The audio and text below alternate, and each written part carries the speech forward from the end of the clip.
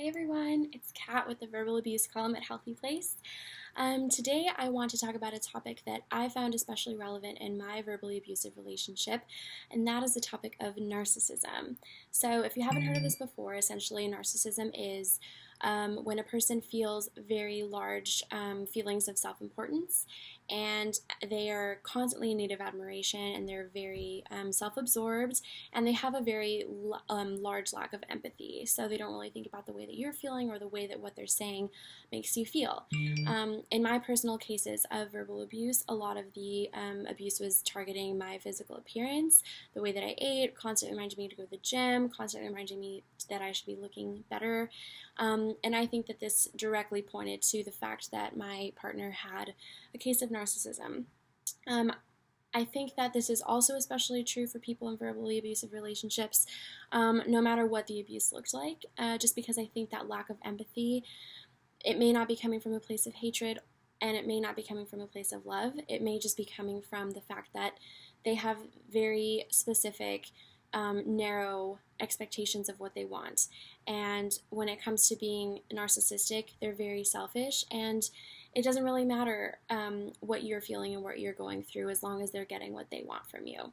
So I think that it's especially important to recognize this in your relationships, because in my situation, it really helped me to depersonalize the verbal abuse, and it made me realize that there was nothing really wrong with me or my body and my physical appearance, and that this problem actually came from a personality trait that was toxic and unhealthy.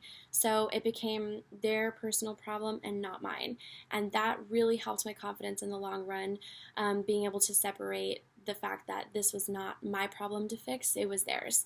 So it made me feel better about myself, kind of identifying the fact that narcissism was present and that that was behind a lot of the verbal abuse.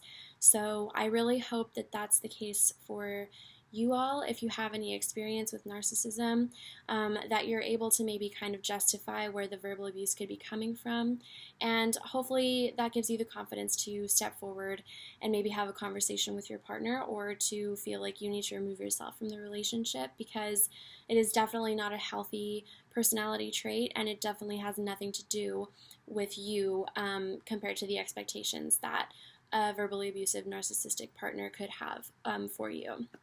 So I really hope this video helps you at least be introduced to the idea of narcissism, and I hope that you are able to identify it, and it's able to help you in some way if this is close to what you're experiencing. I'd love to hear your experiences with this. I'd love to hear your stories and your questions. Feel free to leave comments and visit my page for other blogs on the topic of recovering from verbal abusive relationships. Thanks!